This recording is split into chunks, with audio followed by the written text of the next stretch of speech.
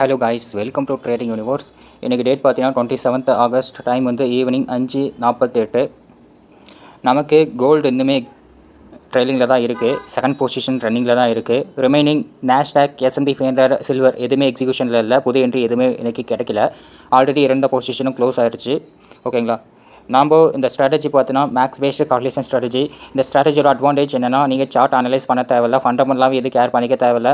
ஒரு per day maximum 10 minutes spend பண்ணால் போதும். உங்களுக்கான என்ட்ரி, டார்கெட், ஸ்டாப் லாஸ் பார்த்தீங்கன்னா ப்ராப்பராக எக்ஸல் ஷீட்டே ப்ரொவைட் பண்ணிடும். அதை வந்து பெண்டிங் ஆர்டராக போட்டு உங்கள் வேலையை பார்க்க ஆரம்பிச்சிக்கலாம். ஸோ இதனால் வந்து நம்ம ஓவர் ட்ரேட் பண்ணுறதுக்கு வாய்ப்பே இல்லை, எமோஷனல் ட்ரேடிங் பண்ணுறதுக்கு வாய்ப்பே இல்லை.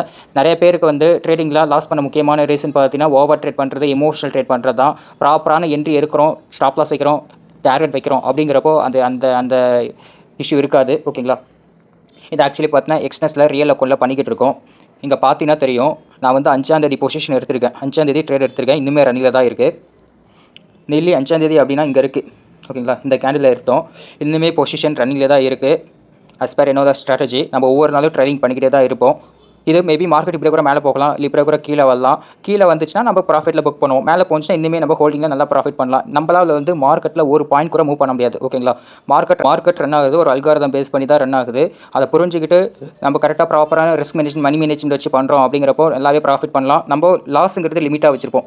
புரியுதுங்களா. பட் ப்ராஃபிட் பார்த்தீங்கன்னா அன்லிமிட்டட். எவ்வளோ போயிருக்கு பாருங்கள். நியர்லி பார்த்தீங்கன்னா ஒரு 5,000-6,000 பிப்ஸ் அந்த அளவுக்கு கவர் ஆயிருக்கு. ஓகேங்களா. இது வந்து இந்த வருஷம் மட்டும் இல்லை, எல்லா வருஷமே நம்ம பாஸ்ட் 5 இயர்ஸ் மேலே பேக் டெஸ்ட் பண்ணியிருக்கோம். எல்லா வருஷமே இந்த மாதிரி தான் மார்க்கெட் ரன் ஆகிருக்கு. சில மாதம்லாம் 1 மந்த் 2 மந்த்லாம் ஹோல்டிங்கில் இருக்கும். நமக்கு வருஷமே 80 ட்ரேட் தான் கிடைக்கும். ஸோ அப்படி இருக்குங்கிறப்போ நம்ம பேசிவ் இன்கம் மாதிரி ஜென்ரேட் பண்ணுறது இந்த இதுதான். நிறைய பேர் இன்ட்ராடே மைண்ட் செட்டில் இருக்காங்க. இன்ட்ராடே பண்ணுறவங்க வந்து 199 பேர் லாஸ்ட்டில் பண்ணுறாங்க.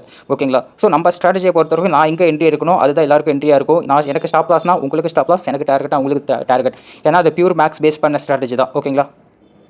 ஓகே கைஸ், தேங்க்ஸ் ஃபார் வாட்சிங். இந்த வீடியோ பார்த்தீங்கன்னா ஜஸ்ட் வந்து ஒரு எஜுகேஷன் பர்பஸ்க்கான வீடியோ தான். நான் வந்து செபி ரெஜிஸ்டர் அட்வைசரும் இல்லை, ஃபினான்ஷியல் அட்வைசரும் இல்லை. ட்ரேடிங்கில் ரிஸ்க் இருக்குது. So own research and analyse பண்ணி பண்ணுங்கள். தேங்க்ஸ் ஃபார் வாட்சிங்.